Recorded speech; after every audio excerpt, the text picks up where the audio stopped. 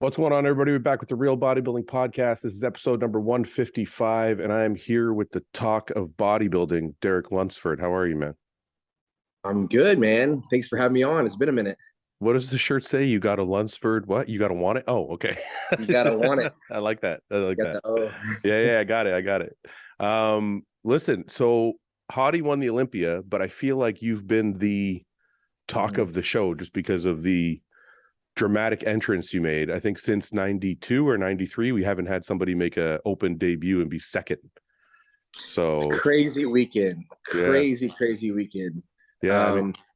I'm happy for Hady, man. I mean, he's been at this for so many years. You know, people had, argued that he should have maybe had an Olympia title already. So I'm happy for him, man. And me coming in with my first open Olympia debut, getting second, and it was real close. I think it was a 1 point difference at prejudging. So that it was just awesome, man. I was there to just put on a show and have a good time. Of course, we're coming there to fight for that title. You could see at prejudging and finals, we were just stepping the line, trying to get every little. You guys were, I know. We were all having a good time, man. But it was, awesome weekend for sure.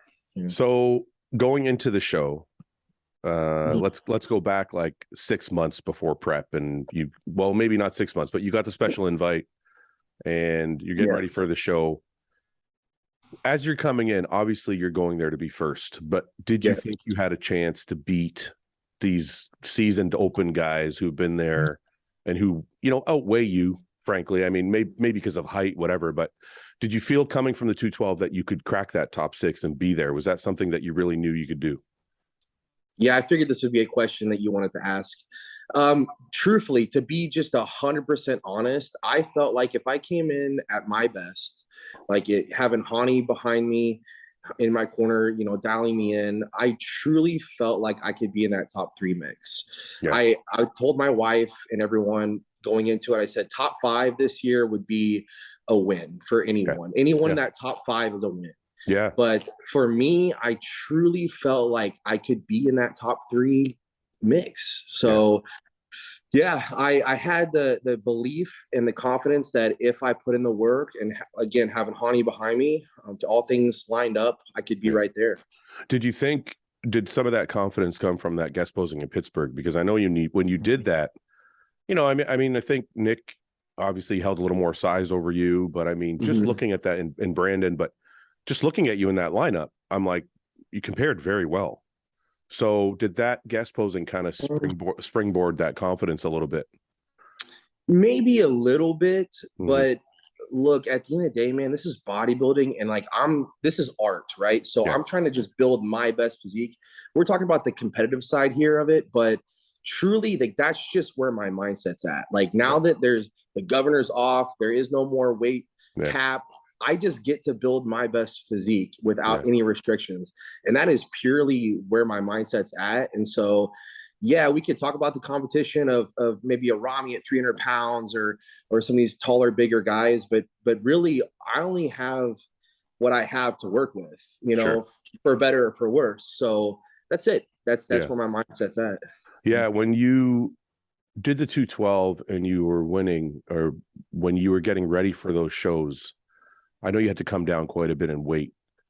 Where were you at where you felt you looked your best? Like when you got to 225, 220, like where was that number where you're like, this is where I look my best, but I still have to come down all this extra weight?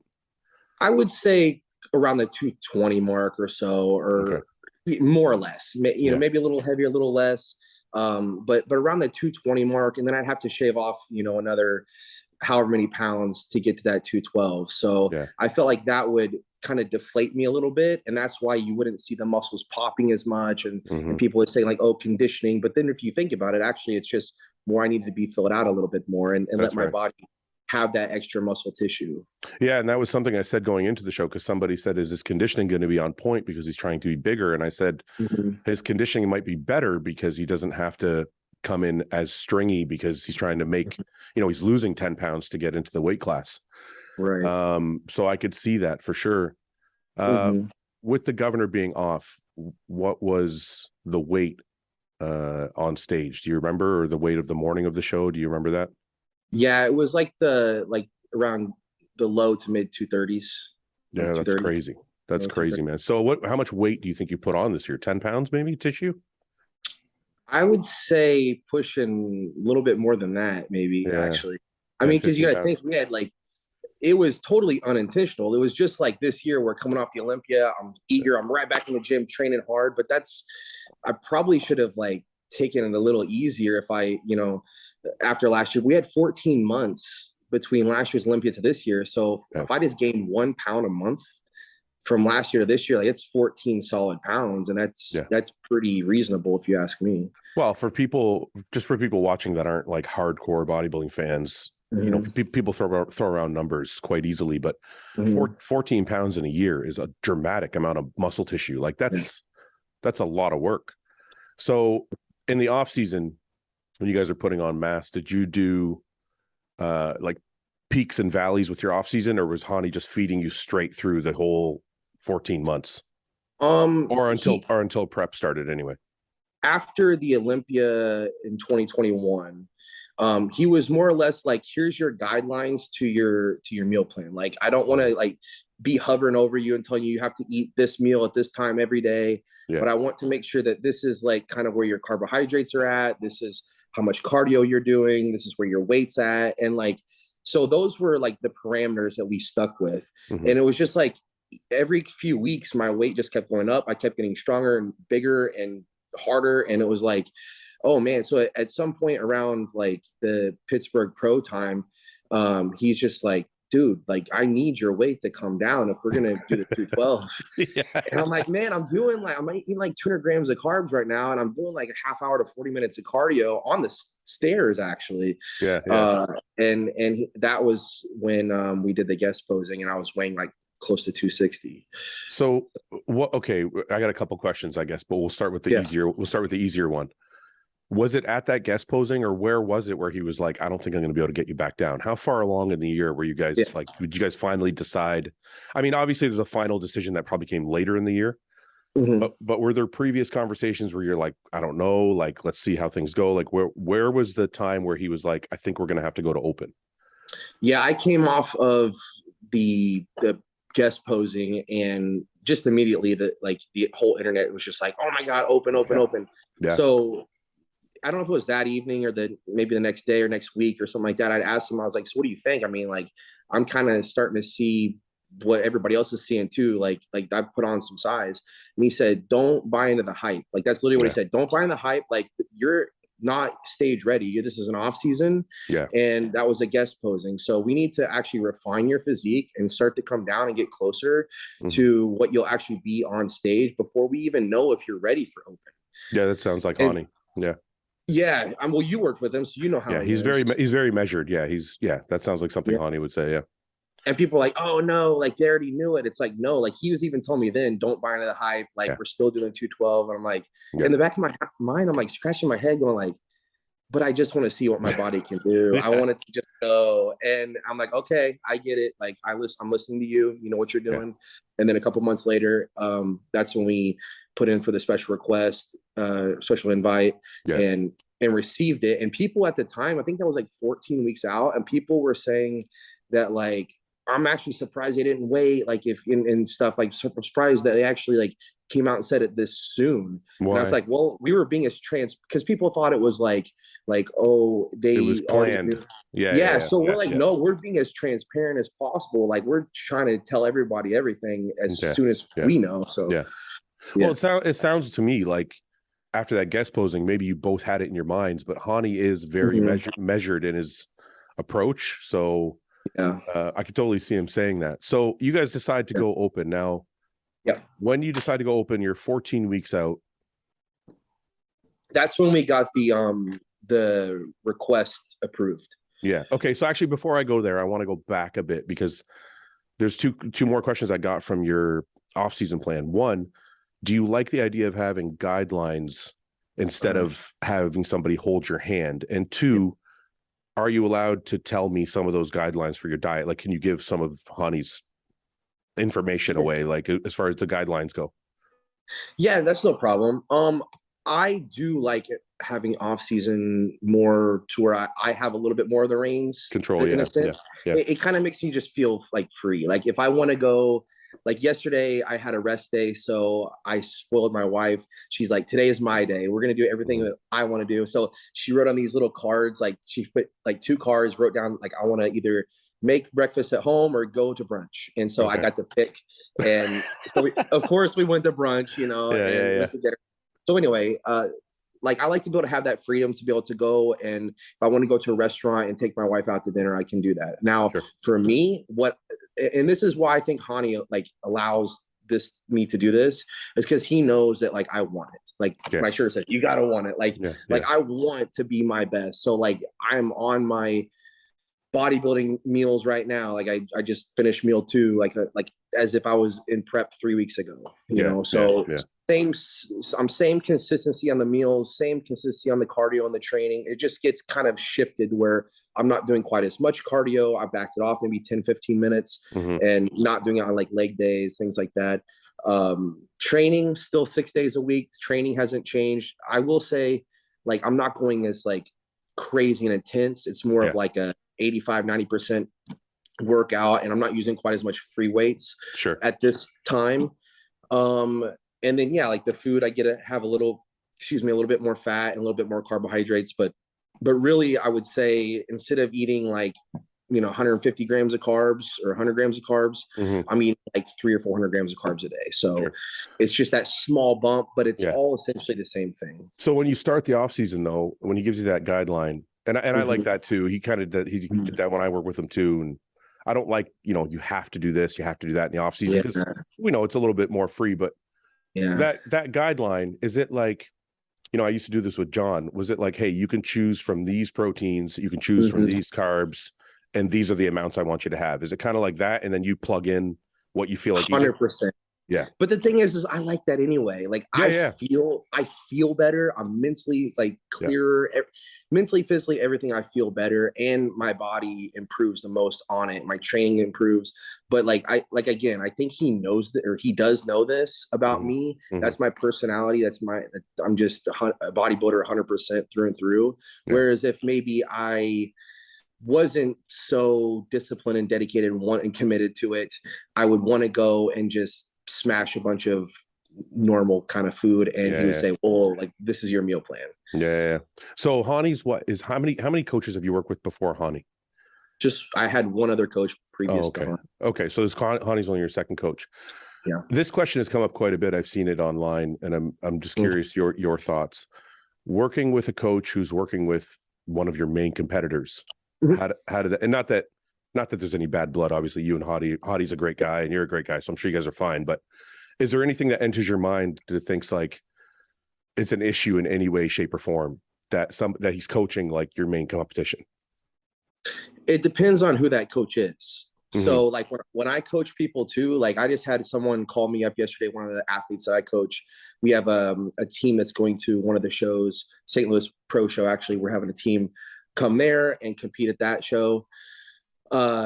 He asked me, he said, do you have anybody in the show competing against me? And I said, look, first of all, I want to tell you this. You need to focus on you, and that's it.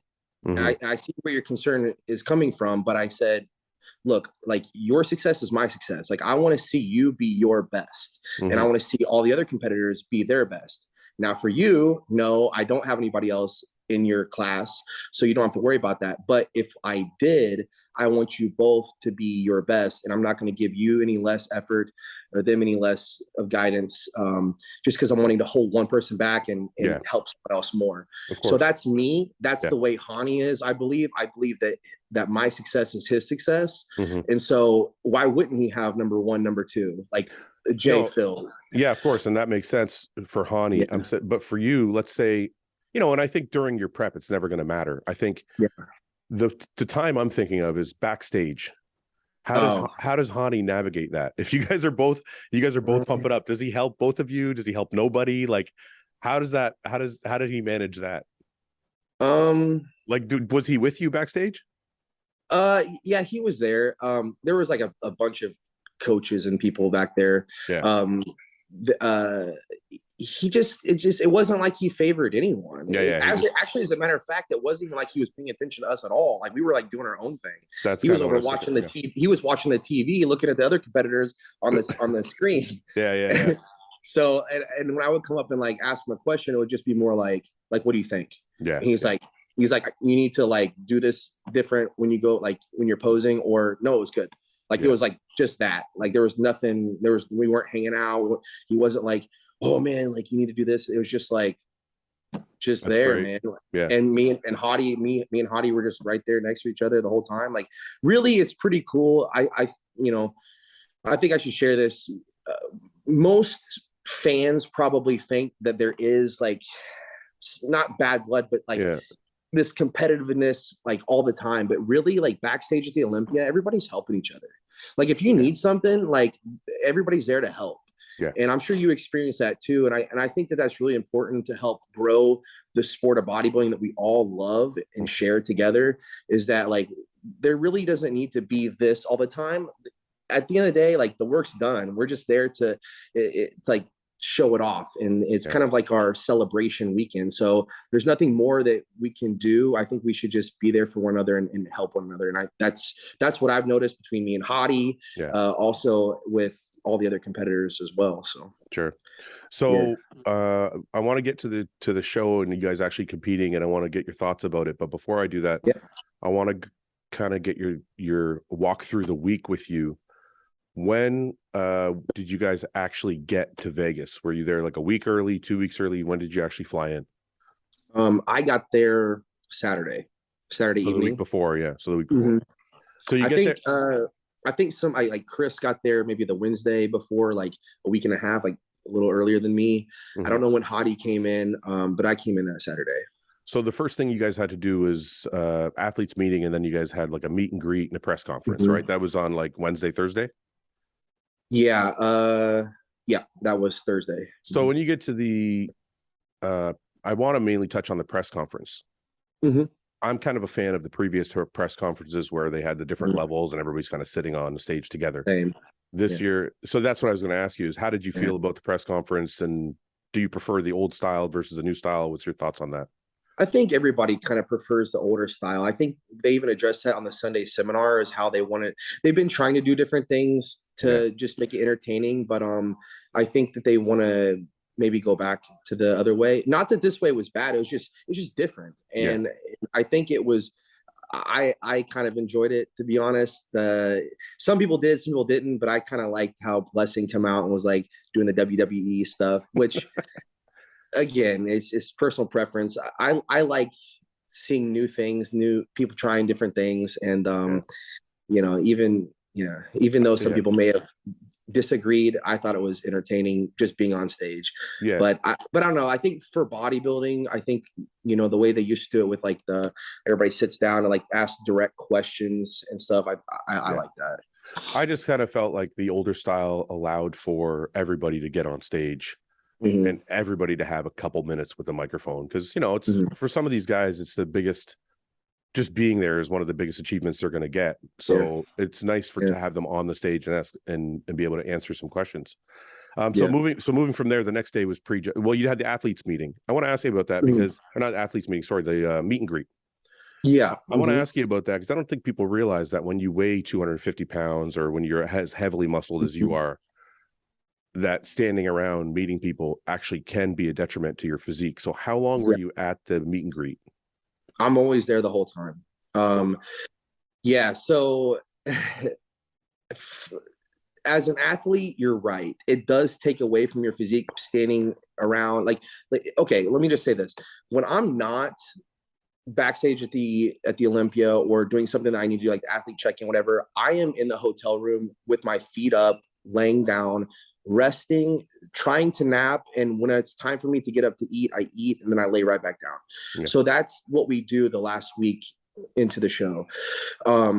So anything extra, like the press conference or the athlete, to meet the Olympians, whatever, that can take away from the physique for the show.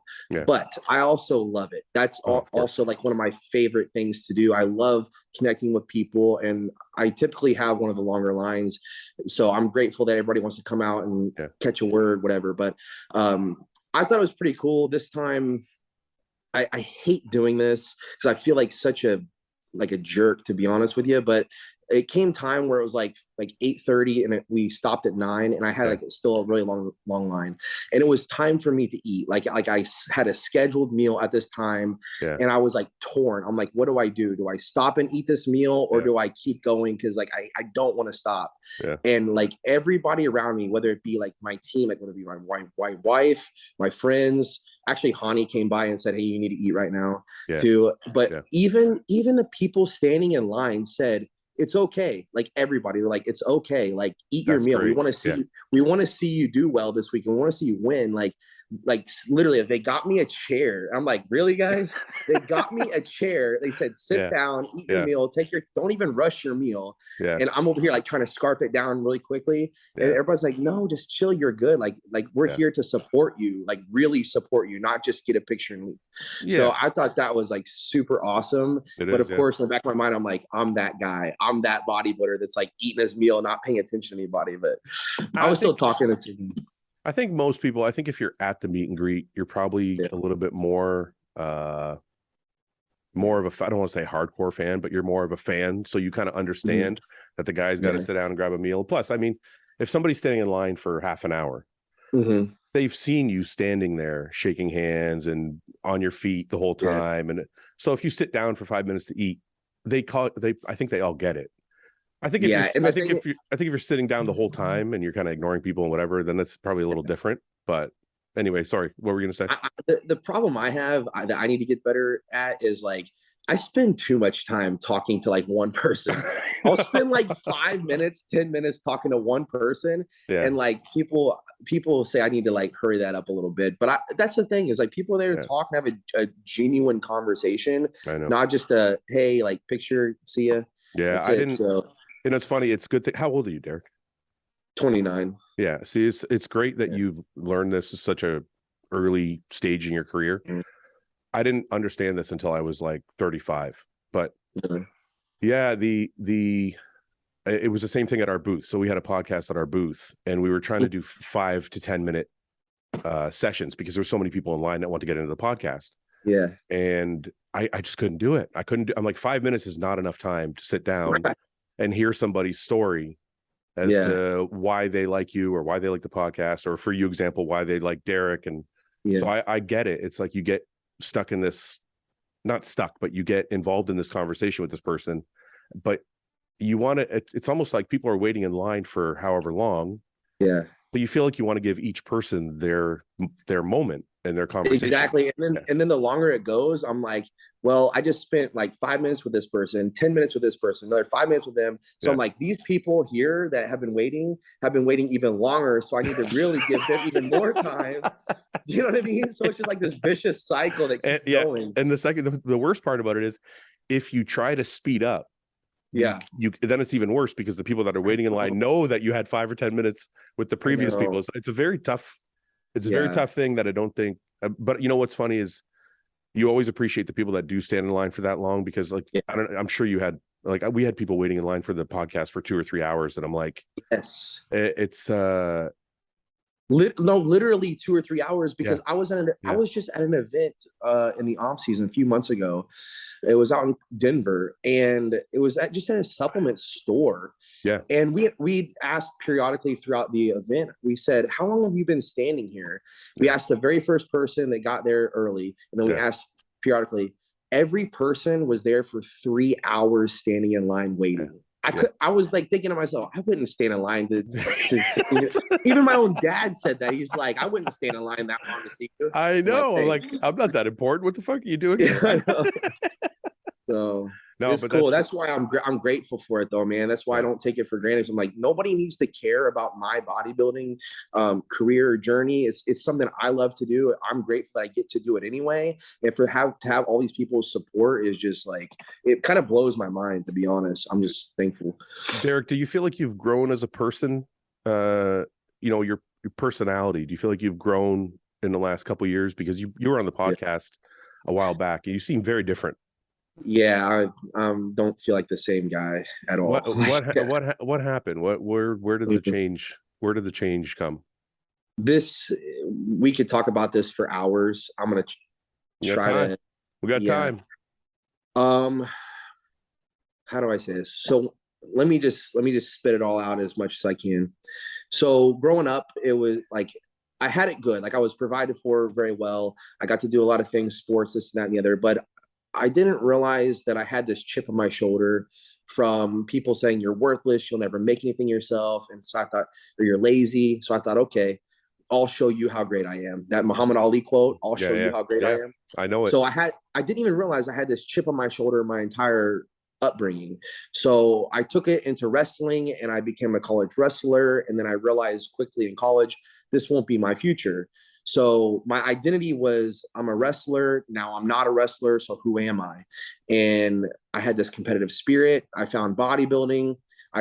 That led me to become a competitive bodybuilder because I love to train and I loved everything about bodybuilding. I just needed that competitiveness in the sport. So I took that same mentality, became a bodybuilder, and all along I had this like lingering, not just thought, but this like in my heart, like, because I'm a Christian guy and I have very strong faith. I always believe God's going to use me in this world, but I always believed he was going to use me in bodybuilding. So from the very get-go, even though I had this chip on my shoulder and this like, I'll show you how great I am attitude, I'm going to be the best in the world at something. I always had this feeling like God's going to use me in this, in bodybuilding. So I competed the first couple of years. I had pretty good success right away. 2017, I became Mr. USA, won my pro debut, went top to Olympia, placed top 5 in the 212 same year. That I will say, I think blew my ego up without even realizing it. Like I didn't even, it just happened.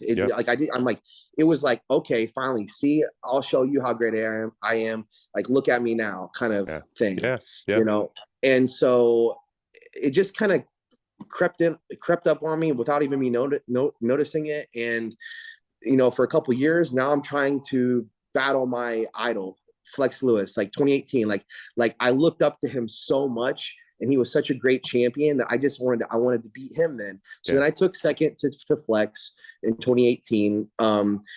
Congrats champ. That was my mindset. Like, congrats champ. Like, you're a legend, whatever. 2019, I'm coming back and I'm the man now. I took second again to Kamal, great champion. He and I are really good friends as well now, but at the time that was like a kick in the stomach. Brought me to my knees and humbled me like you wouldn't believe.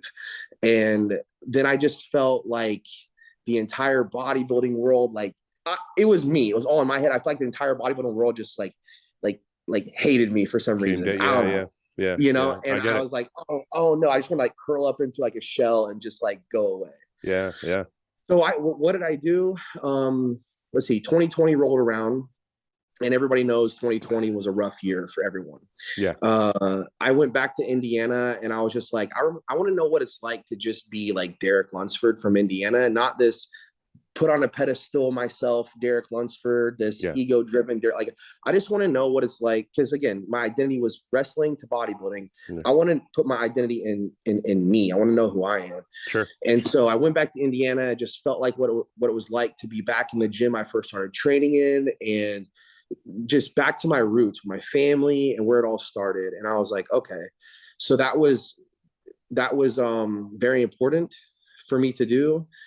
At the same time, like I was going through some other things in my life, my personal life, my professional career as well. I felt like not just the competitive side, but also like the business side of bodybuilding, I felt like was just like taking a nosedive in my personal life too. So I was just like, oh my gosh, this is something I need to elaborate on probably in a YouTube video at some point. I kind of put it out there in another YouTube video, but I was so depressed that I didn't even want to be here anymore. I was like, I want to call it a day or call. Are you, not to interrupt, but are you with your wife at this time?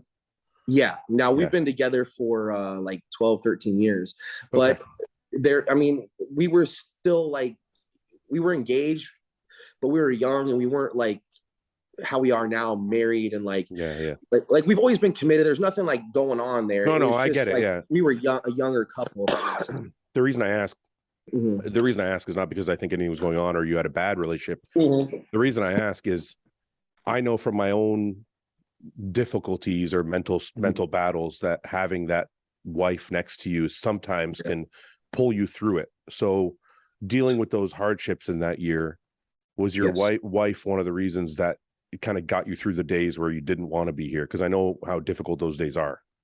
So yes and no. So I think, like I said, we were like a younger couple. We were more Mhm. selfish back then, Yeah. to where we weren't being as loving towards each other and understanding. We were butting heads a little bit more, and so it was kind of more or less the opposite of what you're I see. saying. Whereas Sure. whereas now, that's what I was going to get to. Whereas now, Yeah. man, my wife she's the best, man. Yeah. Oh, I Yeah. could go on and on about how much she's Yeah. supported me, has helped me with all this. But let me just finish the 2020. Like that was the roughest year of my life, man. Again, I didn't want to even be here anymore, but like I'm a God fearing and God loving man. And so at the time I was more just God fearing. And I found that like I found how much God truly loves me and everyone. Mhm. And I just, I broke down and I said, God, okay, I'm committed to you. Like first and foremost in my life, I'm committed to you. I don't even care about myself anymore. I don't care about like being some great bodybuilder or having lots of money or anything at all that's worldly, that is like a worldly desire. Like I'm here on earth for a short period of time and I want to be committed to you. And that's it. Like that's my number one thing. Then what else am I committed to? I'm committed to my wife. Well, my fiance at the time, my wife now. I am committed to bodybuilding. I do believe that you called me to do this. You gave me a genetic gift to be able to do this and a passion. So I want to use it and I want to glorify you with it.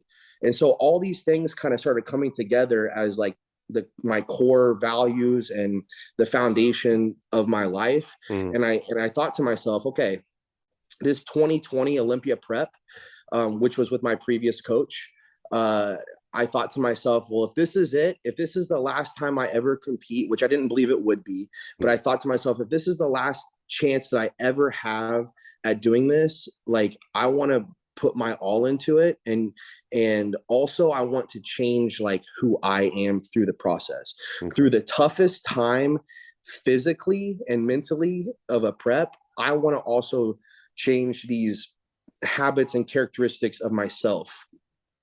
And so I thought this is an opportunity for me to prep and become a better version of Derek Lunsford.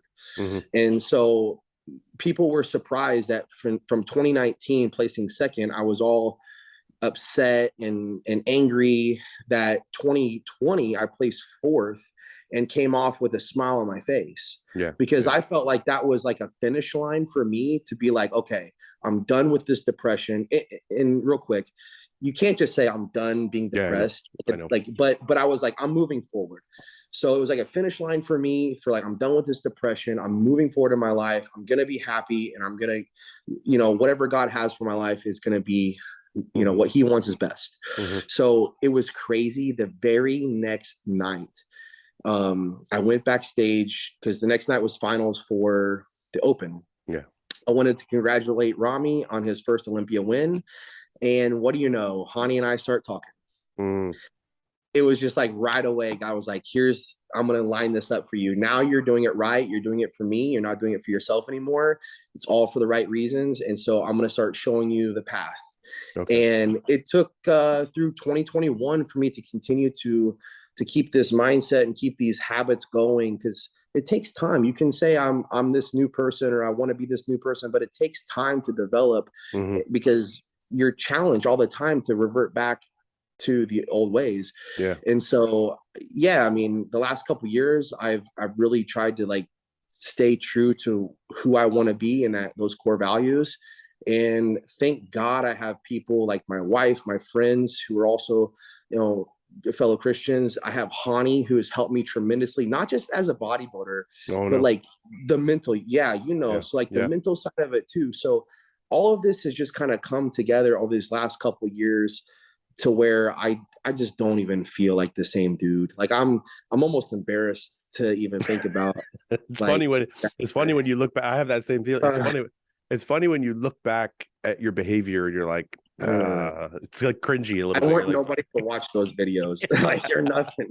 No, so I take a few things from it. So The first and foremost, one of the things I think that what you said is that helped you was doing it for somebody else and not for yourself. And for you, it was God. For somebody else, it might be something else. But so that was one of your keys. The second thing I picked out from that was, I really value the fact that you said it's a process.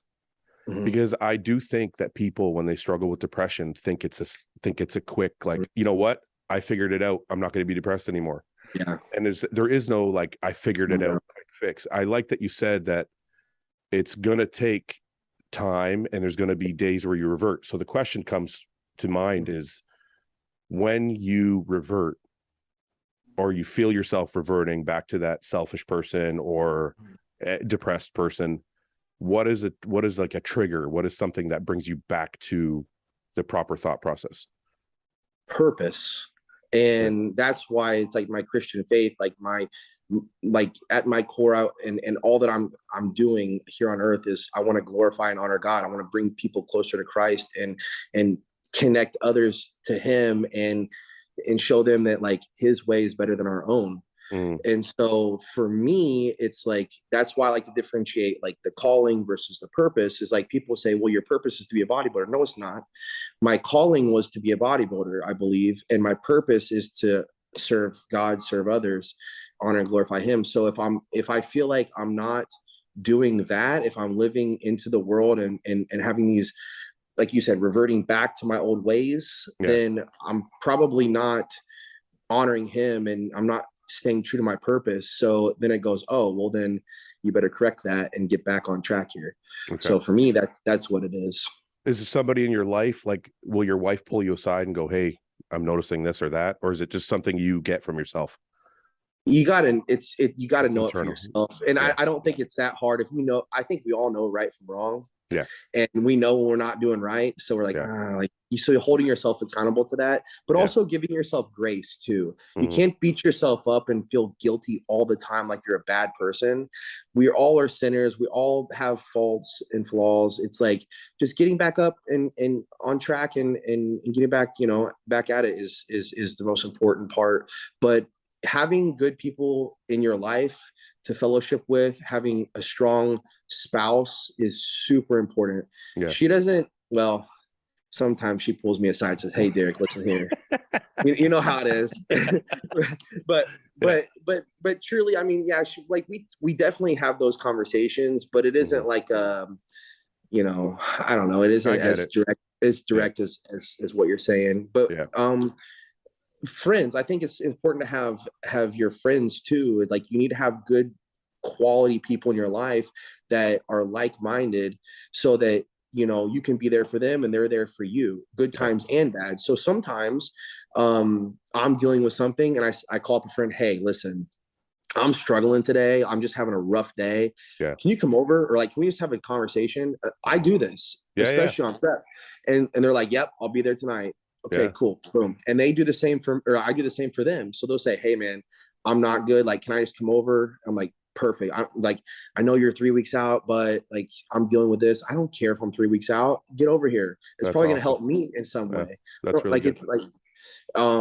So like, that's really important too. But then also that's not just what our friendship is based on. We have our good times too. And we laugh, joke, have a good time. So having those people in your life are important, and making sure that you spend time with each of them. So making sure you have your spouse time. Like yesterday was a full, all for my wife day. You owe her that after fucking prepping for I do, man.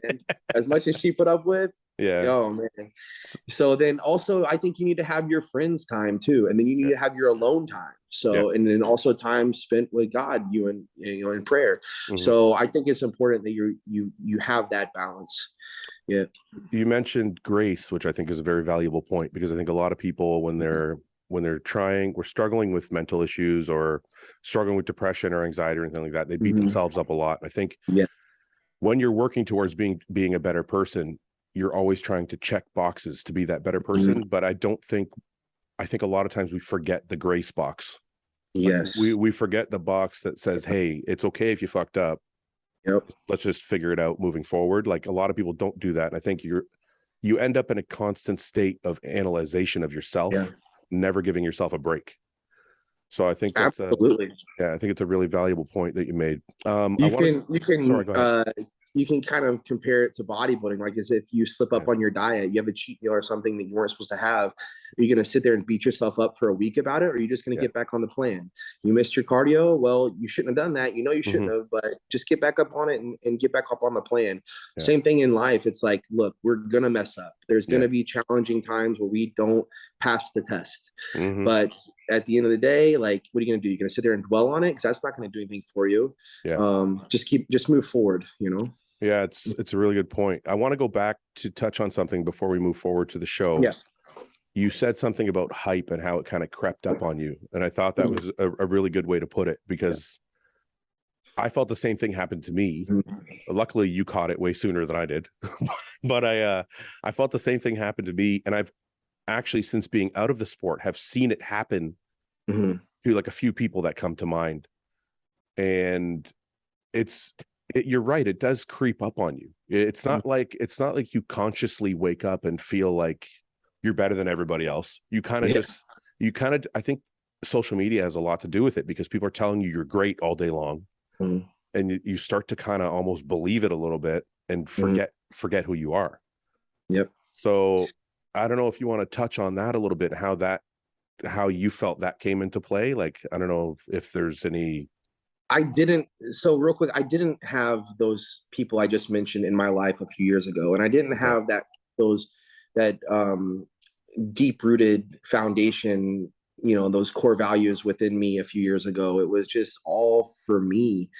And so now that I'm more, first of all, I'm more aware that like how fast it can creep up on you. Like I can almost like be ready for it in a way, but also I have these people in my life to also keep me on track too. Whereas before I was down here in Florida by myself in a small apartment, me and my fiance, wife now, we were doing 3 years long distance. And again, I didn't have any of these people down here. They were all from Indiana and they all moved down in the last couple of years. So, or some of them that live here now, we weren't close. I wasn't close with at the time. So either way, it's like, those people are super important. Again, my relationship with God is super important. Prayer, consistent prayer. But yeah, I think. Sorry, would I be wrong to say that it's almost the hype and the selfishness are connected? Because it's almost like if you're by yourself, or you know, by yourself, not like alone, but like you said, if you don't have those good people around you. You're almost in a bubble where you're just being fed these compliments all day long, and it's all about you, and you're kind of start to inflate your ego a bit. That can definitely be the case. For me, again, I usually like to say talk about my relationship with God as far as like when I'm talking about this, but I think you can use it in this same realm.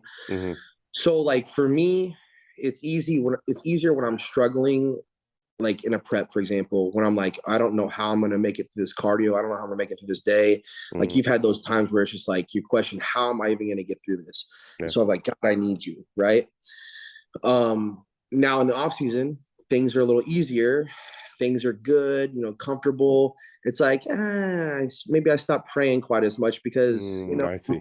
I'm enjoying life a little bit more. I'm enjoying the blessings that God gives me. And you start to think that maybe you earned it. I get it. Right. So that's another thing too, is where I don't feel like I earn anything. Like I do work, but I feel like the blessing. So you look at it, I'm sorry to interrupt, but you look at it like it's been given to you. Yeah. Okay. I see what you're saying. Where so it's like, it's a blessing, right? Rather than like, I worked hard and then I earned it. I think that's our mentality a lot of times, especially here in America, is that, you know, if you work hard, you earn it. You know, that's why it says you got to want it, right? Like I want it and I'm going to go work for it. And if I think that, you know, for me, my God, he loves and protects. So if he wants it for you and he feels like this is like what's best for your life and it's going to glorify and honor him, he'll bless you. If he feels like, cause like, think about this, man, this perfect example. If I would have gotten the title back in 2018, 2019, 2020, what kind of guy would I be now? Like, Yeah. you know what I mean? Yeah. So yeah.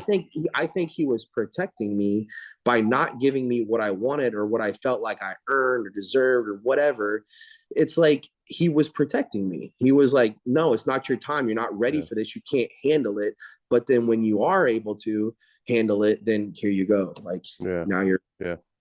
That's interesting, man. So let me ask you, do you have friends who aren't religious, or do you just surround Yeah. yourself with people? You do. And that's not Yeah. like you don't push your religion on anybody else or judge it. You just have your own beliefs, and that's fine for you. I walk my walk, and I hope to influence people doing so. Like, I hope I can show people that God is living through me. You know, like Mhm. I don't want people to think I'm like some crazy No, Bible no. I beater get it. here, Yeah. Yeah. you know. But like, this is really the way I think and the way I live my life. And Mhm. a lot of times it is the way I talk with my friends. But you know, no, it's not always the case. Like, I have a ton of people in my life, tons of friends who are actually atheists. Like, they refuse to believe in anything. Mhm. And it hurts me. Don't get me wrong. Like, it hurts me. Like I want everyone's soul to be saved and everything. Yeah. But, you know, I'm also not the one to judge either, because I'm a sinner. And so I know that I'm not the guy to judge. I'm just the guy to here to, you I know, like it. I want to get along with everybody, to be honest. Yeah. No, I like it, man. That's some really valuable stuff. Doing things for a higher purpose is very, very insightful. Okay, so I want to move forward to the show. Okay. You get to prejudging, dude. When you walked out, so I've said this on the podcast like 10 times now, but me and Jose were sitting like 2 rows behind the judges. Yeah, I think I saw you actually. I was oh no, maybe I did. We were when you walked out, I was like, oh, he looks good, right? You're just walking. You hadn't done anything yet. I'm like, oh, he fucking looks good. And then you got into your front relaxed, and me and Jose were like, what the fuck is, like, you looked, it was crazy because your physique is like this, but then when you stood relaxed, you opened up. And I was like, okay, what the fuck? And then you hit your front double and your physique went like this. And we just both fucking started screaming. We're like, he's going to win. He's going to win. And it was nutty to see you come out, man. There's only one other person I've seen, and I haven't seen Chris Bumstead recently. So I can't say, because Chris seems like he would be this type of physique also, but he looks wild. Yeah. There's only one other physique I can compare it to, and that's Keon. When Keon opens up into his front double, he just doubles in size. So anyway, you come out, the crowd reaction was crazy. How are you feeling at this point?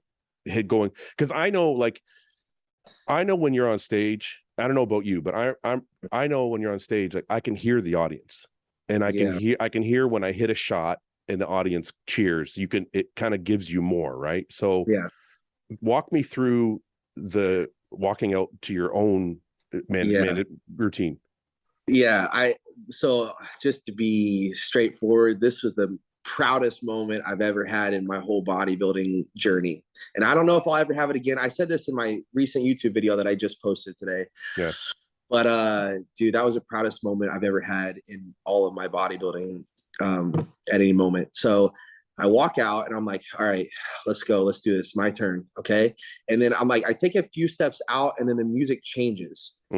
And I'm like, oh, this is cool. I like this. I like this beat, you know? And so I kind of like did one of these, like, all right. Yeah. And then I walk out. I'm like, I hit the center stage, and I knew I was going to come up into my front relaxed, but I didn't know what kind of reaction I was going to get. I was just going to hit it for a second and then go to my front double. And I thought, you know, when I hit my front double, people are going to like, oh yeah, okay. Like, maybe not like go nuts, but people are like, oh yeah, okay. Yeah.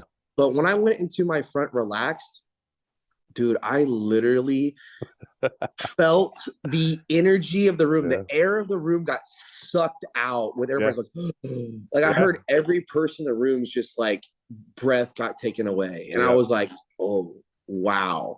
Like, I heard it. So then I kind of held it for just like a half a second longer. Yeah. And then I came down like this, and I thought, okay, let's go. Yeah. And I went front double, and then it was like everybody just like exhaled. And like I could tell everybody was like, well, what the, like, I could just feel it. It got loud in there, like, man. Yeah. And I was like, oh man, this is good. Then I hit a couple more shots, and it was what it was. It was fun. Then I turned to the back, and people were just going nuts. And I remember walking off stage, and I was like, this is going to be good. Yeah. This Well, is going to be. I don't remember what number you were, but we had seen. What number were you? Okay, so I was number 7, and let's come back to this numbers. We'll come back to the number thing, but you were number 7, so I'd seen 6 people come out, and I think Hady was one of them. Yeah. And I remember thinking Hady was big and full and pretty hard, but not like, I know people said Hady used to be like peeled, and he wasn't like, he got more peeled as the show went on, but when he first came out, he still had a little bit of a film. When you came out, I was like, this is ridiculous, because your physique looked crazy, but the fucking, excuse my language, the conditioning was crazy. Like, especially when you turn to the back, it was nuts. So yeah, that first impression of you was nuts, and then you went off, and then you guys came back. But let's talk about the number real quick before we move on. I don't want to get too far into it, because this is a total like mind screw. But I'll just simply, because there's other things that I could keep going with the whole numbers thing. Yeah. But I found it ironic that Hady was number 1 and I was number 7. Okay. And he got first and I got second, and he's the 17th Mr. Olympia. Why does that? I don't understand how they all connect. So like number 1. Oh, I get it. So you were 1 and 7, and he was a 17th Mr. Olympia. I get it. Yeah, I don't know. I found that kind of ironic. And then there were some other things that happened over the weekend too that I was just like, that's weird how this is all connecting here. Like, and people are like, you've thought about this a lot. I'm like, yeah. I just see it. Like, I don't know. I just see it. You're a numbers guy, I guess. So now that one I feel like I'm a little crazy on. You are a little crazy on that one, but it is kind of cool. No, so you guys go off. When you go off, you know you've done something, obviously, because the crowd probably went crazier for you than there's probably a couple other notables, obviously. But when you come back out, what are you thinking now? They do the first call out, you get called out. What's your mindset now? You got first call out in your first open bodybuilding. Like, is that something you expected after that first round of cheers? Or I wasn't nervous to not get called out in the first call out, but I was like, I really hope I get called out here, you know, because I didn't know, right? Like I'm seeing the guys backstage on the screen, right? And I was thinking, I think I'll be in the first call out, you know, I'm sure I'll be in the first call out. So when they called my number, I was like, okay, cool. I'm at least probably in the top 5, top 6. And now is when we have to do the comparisons, and we'll see where it goes from here. So now it's time to get to work. And I remember that we got brought out, and then right away I kind of went in the middle with Hady. And I didn't know how many people were out there. I was just kind of focused on me, but I felt like Hady was in the middle, and I was like, you know, second or third. But then I realized, like, after watching it, no, it was like me and Hady were both 6 of you. Yeah. And so because I thought I was like fighting for basically second and third. But then I realized after prejudging, I'm like, no, it was pretty close, especially like, you know, certain shots I think I had and certain shots he had. But I realized that, you know, most likely he and I were 1 and 2. And so, you know, basically when you're up there and you get called out and then you get put in the middle, even if you thought you were second or third and you didn't realize you were in the middle, what's going through your mind at this point? Because you're like, I won the 212 Olympia, and now I'm up here again battling for potentially the open Mr. Olympia at my first shot. Like, walk me through that. Are you thinking of anything at all, or are you just like, I'm fighting right now this guy? A couple of things I was thinking about. Mostly it's just like, I need to get in the middle. Like, I need to be the guy in the middle. I need to keep fighting hard. I need to pose hard, pose my heart out, and just show off the best I possibly can, because I need to get in the middle. So that was like going through my head. It wasn't about like, I need to win. It was more like, I just need to like pose right and be the guy. The other thing I was thinking about was, can we all just get on the line here and pose side by side? Because everybody get moving up. Bro, I thought I was gonna fall off the stage one time. I know. It's fucking hilarious. I spit on the guy in the front row one time, doing the most muscular. I'm actually not kidding. I know. So, okay, but let me ask you this. So if you're there, you're in the middle. Yeah. And I know some people thought this. So I'm wondering if you thought this ever. Did you think, because some people thought they had pushed Rami to the outside because they had him winning and they were comparing you guys for second, third, fourth. Yeah. did that cross your mind at all? They're like, because you're like, oh my God, the previous Mr. Olympia is on the outside. Or did you think what it actually was he had just slipped? It was, I was a little confused because I was a little surprised to see him off to the side. Yeah. But the whole time in my mind, it's like, you don't leave someone on the side the entire time. That's like, right. Even when they did that with Phil was in the middle, and then they're like, all right, off to the side, you're the winner. And then that's it. So they never did that this time with anyone. So it was kind of a little confusing, but I was like, I don't think that's the case here. Yeah. When you left prejudging, because I know what it's like when you walk off stage. Everyone's like, oh, you got this, or you don't got this, or you got second, or you got third. Obviously, probably Hany and your girlfriend are probably the first people you spoke to, or your wife, or the first people you spoke to. What were they telling you? Were they telling you, Rami had slipped? Were they telling you had first, you had second, you're battling? Like, what was the conversation after walking off stage?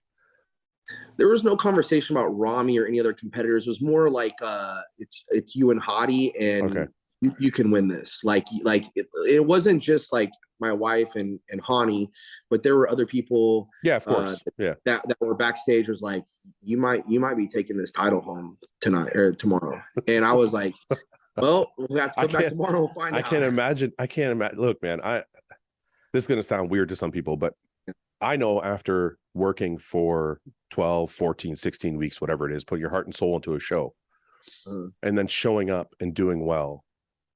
Sometimes there's like an emotional release when you get to your hotel room after. Definitely.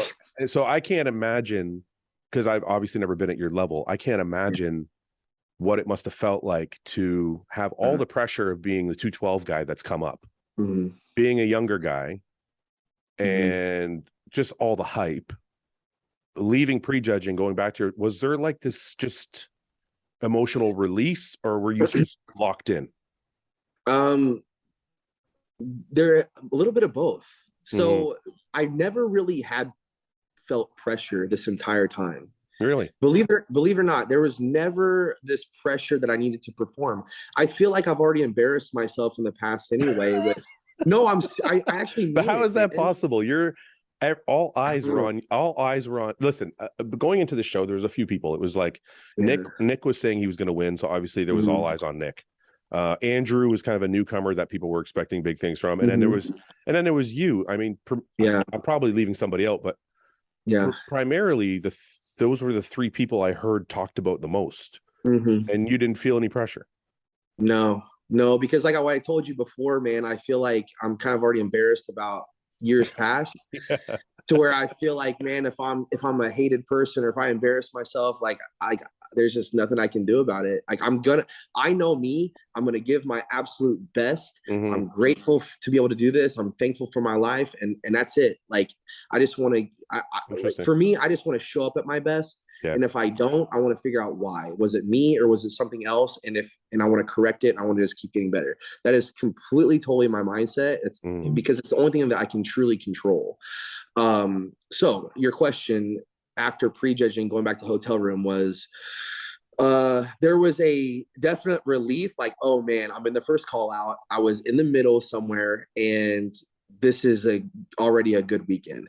But there was also, if anytime, that was maybe when I did feel like, not pressure, but a little bit of like, okay, but we need to hold this and improve for tomorrow because it's not done. Like it's only halftime.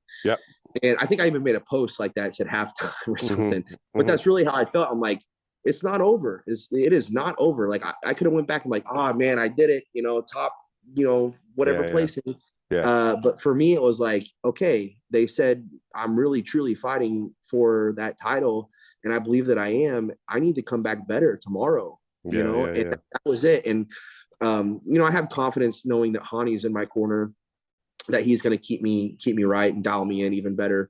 But a little bit of relief knowing that I'm in the first call top couple spots, but also like we can't let this slip either. So more work to be done. All right. So next night rolls around.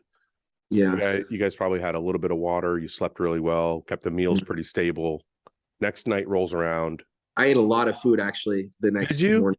All right, Dude, walk me through it. I don't want to say no, he's like, hey man, like coming off of prejudging, he's like, you gotta start eating. I actually had to stay up until like 3 a.m. to eat a couple more really, meals. really. And then I woke up really early the next morning, and I pounded like 6, 7 more meals before your conditioning was so good. Did Hany think you were flat at all? Yeah, he was like, we don't want you to go flat, so we need to keep feeding you, especially right now, so it doesn't get too close to the show, so that way it doesn't like fill up my stomach too much. Were you cutting water on the Saturday? Were you still drinking a little bit all Saturday or no? I honestly can't remember. I know I wasn't drinking hardly any water. Yeah, you're probably just we were just yeah. So you get to the show. Did you actually fill out? Did you feel more full on Saturday night? Yeah, a little bit. Yeah. So you get to the show. Now you have to forgive me. I wasn't at the show Saturday night. We had such a long day at the booth. We had to break everything down that I wasn't able to make it to finals. But walk me through final. What? What'd you say? I'm not going to forgive you. I feel bad. You missed it, man. I know. I feel bad because I can't commentate on it because I wasn't. Anyway, I was pissed off. I really wanted to see that night, but we just had so much work to do. Anyway, walk me through the second night. How does it go? It was good. I think the most pressure I had was my posing routine. Man, I have a love-hate for the posing routines. Really? I would rather just get up there and do the mandatories and be competing rather than the posing routine. It stresses me out, man. I don't know why. But I did have someone help me. Rachel Daniels, she's a women's physique competitor at the Olympia, and she's a super good poser. So I had her help me choreograph the routine and stuff like that. And looking back on it, I thought it was a really good routine. I posted up to my Instagram and my YouTube, and if anybody wants to check it out. But I thought it was a pretty cool routine, and the music was great. But I just, for some reason, I'm like, if I don't nail this, you're gonna look like an idiot or something, And so that's going through my head the whole time during the posing routine. But I think we did a good job with it. And then I don't know, what else did you want to know about finals? Well, first of all, explain to me why do you not like the posing routine as much? Because it's like choreographed, and you got to hit the poses with the music and like in sync, and I'm just thinking to myself, what if I forget one of the poses and do something wrong, and then it just totally like I totally mess it up, So this is your finals posing routine. This is from your YouTube page. Everybody follow Derek Lunsford on YouTube. Subscribe to his page so you can see all his newest updates. But this is your posing routine. So far, it looks great. This is a thing I got to tell you. I haven't done it. I walked out. I know. That's why I said so far it's great. No, but I have to tell you, Derek, because I didn't care for the posing routines as much until I retired. And then you kind of miss it. I don't know. Personally, I kind of miss it now. I miss being up there and hearing the crowd cheer and those kind of things. One of the things I want to tell you, though, about posing routines is you're very, very balanced and you have great arms, which allows you to do all of the poses. Like you have every pose at your disposal. And the reason I say that is people don't understand that if you have smaller arms or if you have a weak back or you have something, there's poses you can't do. So you literally can do any pose out there because you have great body parts. So I feel like you should take advantage of that.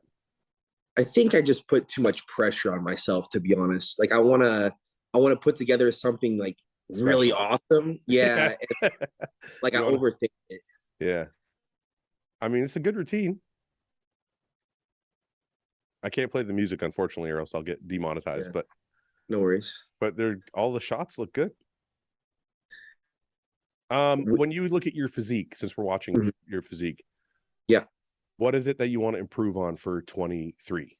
What is it? What is the most the glaring thing that you think would put you into that first place circle? I still want to keep improving my chest. I know I brought my chest up a lot from last year, but it still needs work. I would like to just get more etched out up top from the front. And then I think if I brought up my quads a little bit more, that would also help my physique as well. So because like my back shots, like I think, not that I couldn't improve them. I'm definitely going to continue to work on my back and my back shots. Yeah. But I think those are my superior shots compared to like the front, like, for example, like muscular. Yes. Yeah. Because if we pause there, I mean, your quads look very thick there. You know, somebody keeps asking me, and Milo said this. I know you caught it. Why do you pose with your feet so far apart? Because your legs, like here, your feet are closer, and your legs are big enough. But is it something where you put them wider? Does it make them look? Because I don't know. Like you say, you need more quad, and I agree with you. But there, they look really thick. You know, it might be something I should probably play around with a little bit more. But maybe it's something to do with my adductors too, just because like I've grown my adductors quite a bit over the last year or so, to where like it kind of just pushes my feet out, so it feels a little bit more comfortable, to where I can connect with my quads a little bit more with my feet out wider. Does that make sense? Yeah, it does. See in this shot, I see what you're talking about. I mean, it's not a dead on shot, so we can't see where my adductors are like pushing each other. Yeah, I think so. You're thinking more quads, and you're thinking from the back. Your back shots are great. So you're thinking more quad and then more chest. You said you want a thicker chest. Yeah, definitely more chest development too. Yeah, so I think those two areas I can improve on. Yeah, it's great, man. It's great physique. Good for you. Because I got the separation in the quads, but I think pulling them out just a little bit more would be good.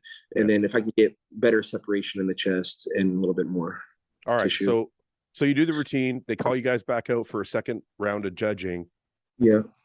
And they start doing the call outs, and they start doing after the call outs, they start doing the placings. Yeah. Thought process. Now is when my heart's thumping. I'm like, oh, just like, want to walk me through this a little bit? Yeah. Well, even though I was in the middle of the, prejudging and finals, I still was thinking, oh man, like I could get out of the top 5, or I could get 5th or 4th or whatever. I'm really hoping I'm one of the last guys standing here. Mm-hmm. So when they call Rami, like my mind was, I was pretty shocked. I'll be honest with you. But I mean, like I said, like there was never a comparison with him coming in, but at the same time, like he was the reigning champion, and like, he's no small guy. Let me tell you, man. And he was conditioned. So I just think like, wow, 5th. Like I don't think I got any lower than that. And he's a former 2-time champion. Like I think I just placed ahead of Rami. Wow. Yeah. Okay. All right. 4th place, Brandon. I'm like, whoa, another Olympia champion. And I think that again, I'm still placing higher. Where did you think you were? Like when you're standing there, where did you think you were going to land? I thought that I would be top 2. Okay. But just kind of in the back of your mind, you're like, get prepared. If you're not, like, you need to be able to like be okay with it. Mm-hmm. So I was kind of like bracing myself if I wasn't going to be top 2, but I did believe it was going to come down to me and Hady. So they call third, and I thought, this is a great night. This is awesome. I'm like, oh man, I cannot complain whatsoever. And I'm honestly just, I'm ready to like walk out. I'm like ready to, I try to take it easy, try to play it cool, but I'm like, I want to get out here, and I want, Bob, you better speed this up here. Okay. Yeah. No, but actually, to be honest with you, I was just really trying to soak it all in, because I just know like it does go fast, even though it's like you're waiting. I'm like, I'm just trying to take it all in, because before you know it, we'll be back in the hotel room again. So sorry, I want to interrupt for 1 second before you go into the final 2. Go ahead. Looking back at it now, do you feel like you were able to soak it in and actually absorb and recollect everything clearly, or was it kind of a blur because it was so crazy for you? This was the most I've been able to like be in the moment, be present. Okay. In the past, it was always like, I want to win. Even in 2021, it was like, I really want this 212 title. And not that I don't want it any less. It was just more like, I want to be as present in the moment as I possibly can. So like, this was the calmest, most even my wife said that. She's like, this is the calmest you've ever been from the start to the finish of the show. And I go, I don't know why. I don't feel pressure. I just feel good, and awesome. which is shocking, right? Because it was the biggest show of my life, and it was the most calm I'd ever been. And do you actually feel like, so there's two ways to look at it. Do you feel like coming up from the 212 that even though people were watching you, you had less expectations because they are like, oh, he's a 212? Or did you feel like the expectations were high anyway? No, I just kept watching your podcast, and I seen where I was being placed the whole time. So no, I'm just like, wait a minute. Wait a minute. Okay, time out. I'm totally kidding. I would just like to say it's hard. Okay, first of all, predictions are fucking super hard. No, I know. I'm just kidding, man. Second of all, it seems like we all influence each other. Yeah. Because everybody kept changing their picks. But I will say the first time we did the top 10, I had you in 4th. You did. I saw that. I was like, dang, okay, all right. And then we kept talking, and everybody kept changing their shit. So yeah. Anyway, that's cool. I didn't really care. I found it entertaining, and it was pretty cool that you guys kept doing it. Yeah. Some people may have thought it was like redundant, but I thought it was pretty cool how you like kept doing it and changing it and going, no, now this is what I'm seeing, and bringing other people on. Yeah, well, because people keep posting updates, so you start seeing the updates, and you're like, oh, wait a minute, maybe that guy looks better, maybe that guy looks better. So it did, by the end, though, I will tell you, it did get redundant. I'm like, I don't want to do predictions anymore. But I feel like, look, man, this is how guys sit around and talk. Yeah. Like, if the camera wasn't on, me and the guys would have been sitting around going, what do you think about this guy? What do you think about that guy? Yeah.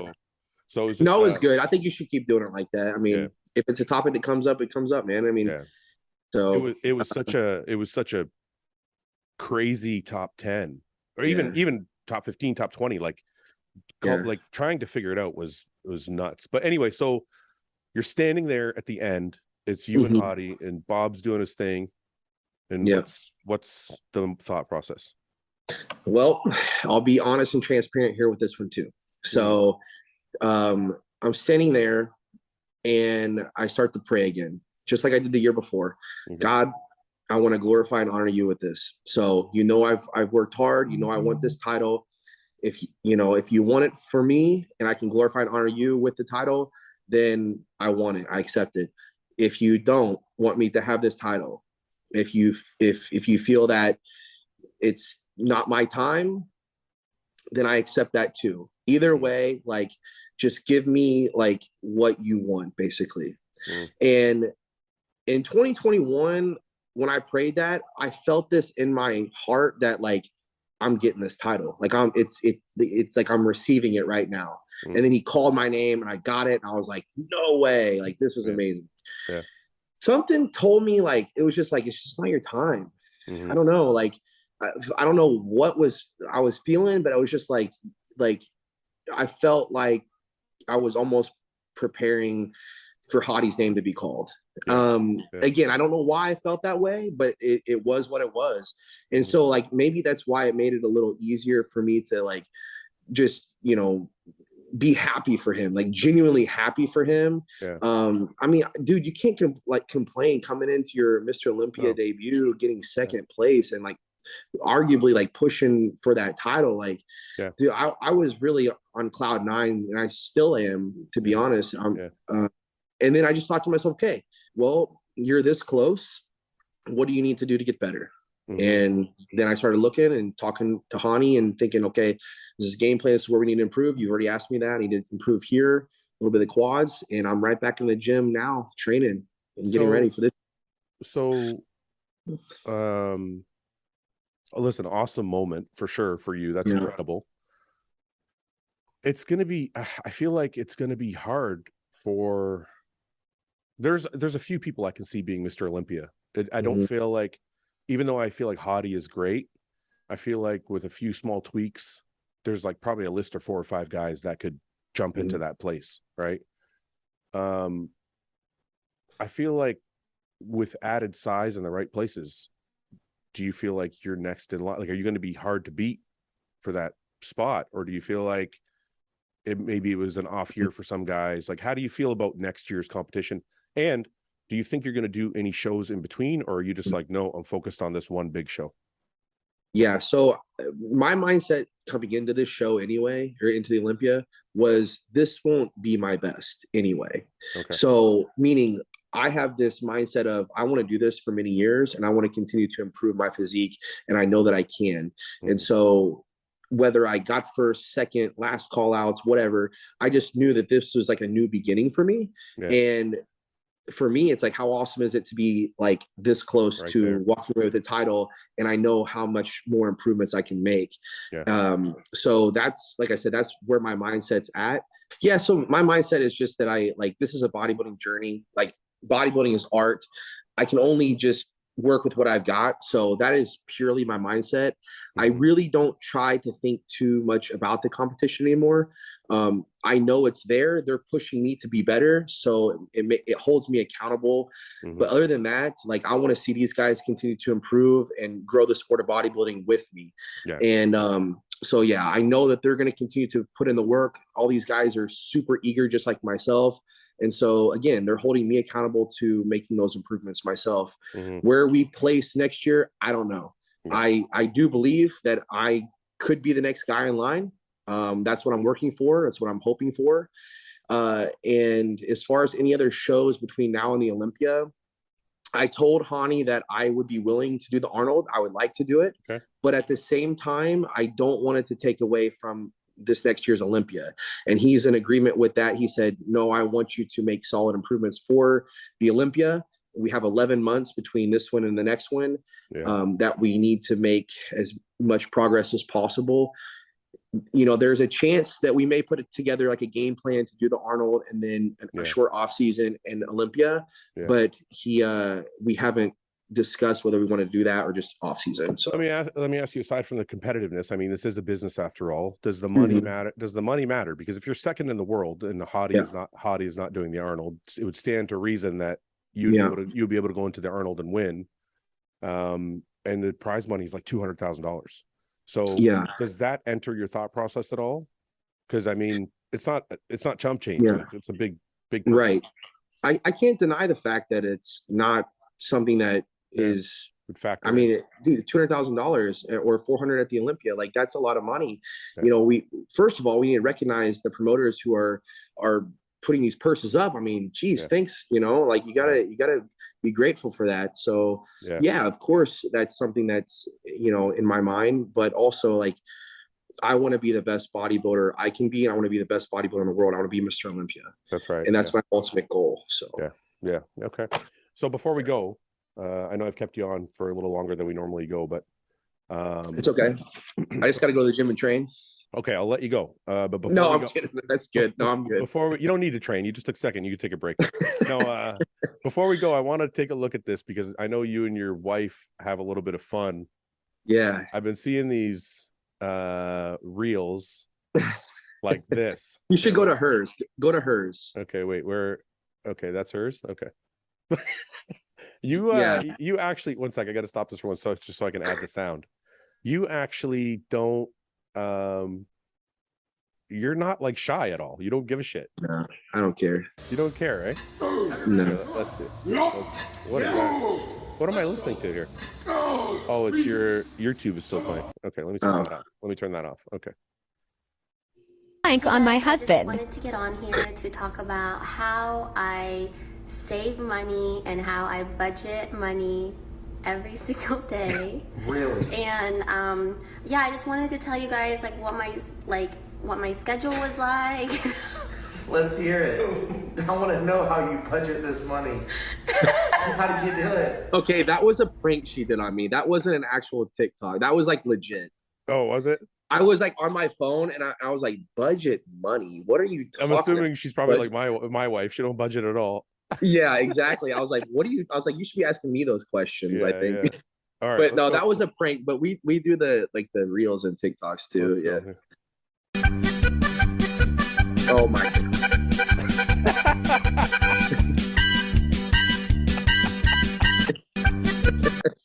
I hope I don't get fucking demonetized for that. That's hilarious. Let's see.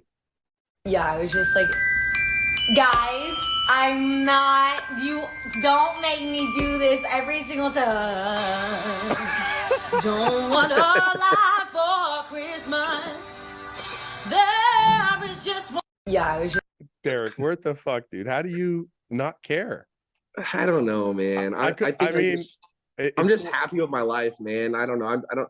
Again, dude, I'm so thankful that I embarrassed myself years ago, just being me back then. I got to say, it's awesome to see. So one, I feel like you're doing it because you love your wife and she wants you to do it. Yeah. That's what comes across to me.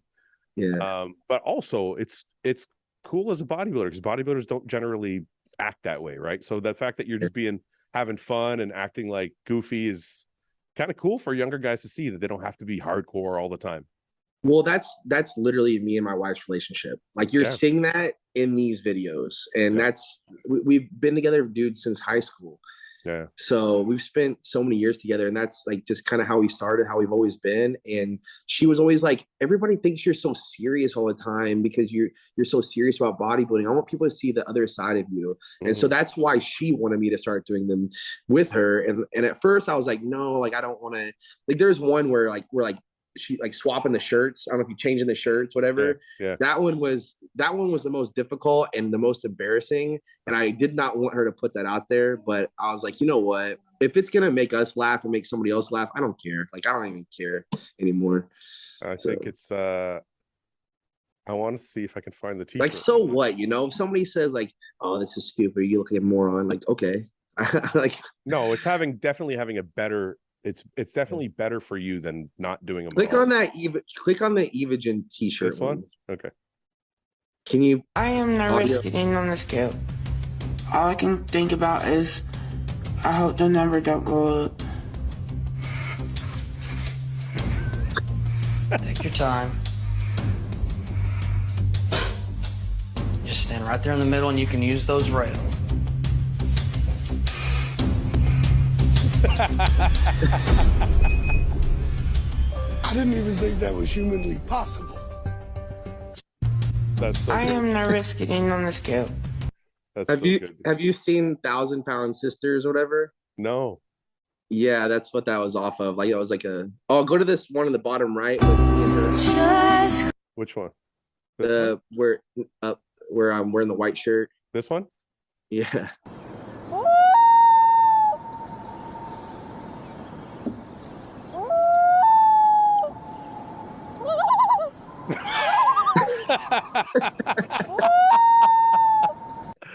That's so true, man. I like that. What the fuck is this? Hello, I am your genie. You get 3. I want a fat ass. I want a fat ass. Let's go. Fat ass. Okay, there are some rules that Shawty got a big old butt. Come on. Which number 1, 2, and 3? Let's go. That's fucking funny. Holy shit.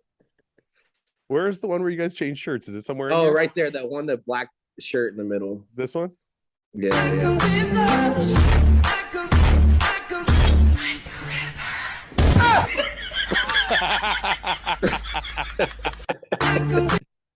That's so good. I'm probably gonna have to unfortunately, I might have to trim some of these out because of the music, but it's fucking great. Derek, I think that's a great idea, man. If that was your wife's idea, that she's very, very smart, because honestly, I think, to be honest, completely honest, I think that the success of the podcast is the same thing your wife is talking about. It's showing people that you guys have personality, and showing a different side of you that people aren't used to seeing. So that's good for you, man. I'm happy for you. Thank you, man. Everybody wants to see the bodybuilding stuff, the training, the food, but it's just like, give me something extra, give me something different. No, you know what? I don't think they do. I think, because if you remember, I don't know if you ever watched Ronnie Coleman's Unbelievable, right? No, I've seen them all. Yeah, like, I don't know about you, but I used to watch them on repeat. Yeah. And for some reason, I would always fast forward through the training and just watch them eat. Dude, same thing with like Jay. Like Jay, I'd like to just watch him walk around his house. Just chilling. So I think people seeing that is like, because everybody knows you train hard, right? So they want to see who is this guy. Right. So I think it's really good for you, man. But listen, I appreciate you sharing all the things you did today. I think there's some really, really good things in there for people to take from the podcast. Is there anything you want to say or thank or anything like that before we go? Well, I want to thank you for having me on, man. It's good to be back on here. Yeah. And we should definitely stay in touch. Yeah. Definitely. I want to thank my wife for putting up with me during this prep and all year, let's say. Yeah. I want to thank Hany Rambod, who coaches me, and I couldn't be the bodybuilder I am without him. Also, Evogen Nutrition, who is his company. He made the products for his athletes and sells them. So I'm a part of that, Evogen Nutrition. Also, I want to thank Gas Better Bodies. They've been with me, for many years now. And so they've supported me in many different ways. Thankful for them. Yeah. And all my friends and family who, a lot of them came to the Olympia, and those who weren't able to, I know that they're there supporting me always. And it's like real genuine support. Like they want to see me do well in bodybuilding, but if I wasn't a bodybuilder, they would still be right there in my life. They just love me, man. And I appreciate the people out there.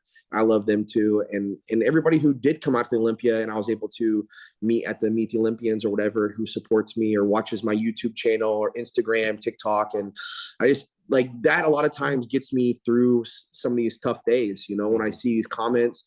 And not just like the comments of like, oh, Derek, you're a great bodybuilder, or this and that. It's more of like you inspire me to want to be better, like go to the gym, or even like when I put out there like some of my depression stuff or some stuff that like, where I admit like I'm down at times, and they tell me like, oh, you helped me get through a real tough time in my life. Like that's the kind of stuff that I love to see, or even people encouraging each other and leaving me out of the conversations, in the comments. So I love seeing that. I love building camaraderie, especially in the sport that we love. So I'm just thankful that I have amazing support, amazing people in my life. And so it's great, dude.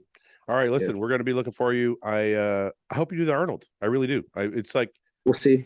I like the idea of guys competing more often, but I know you have a master plan in mind. But if we do, I'll be at the Arnold, so hopefully we'll see you there. If not, I will definitely be at the Arnold either way. I'll either be at the Evogen booth at the Arnold, and probably hanging out with some of the Gas and Better Bodies guys too. Okay. So we'll all be there for sure. Okay. I'll keep everybody posted if I'm going to compete or not. I will see you at the Arnold one way or another. Awesome, man. Right, appreciate you. Thank you very much. Okay, man. Bye-bye. Thanks for watching. Please subscribe, share with your friends, and like the video. And if you get a chance, check out the description for all the different links to all the different places you can find Hostile and myself. And lastly, check out hostile.com for our new line of supplements and all of our apparel and gear. Thanks again for watching.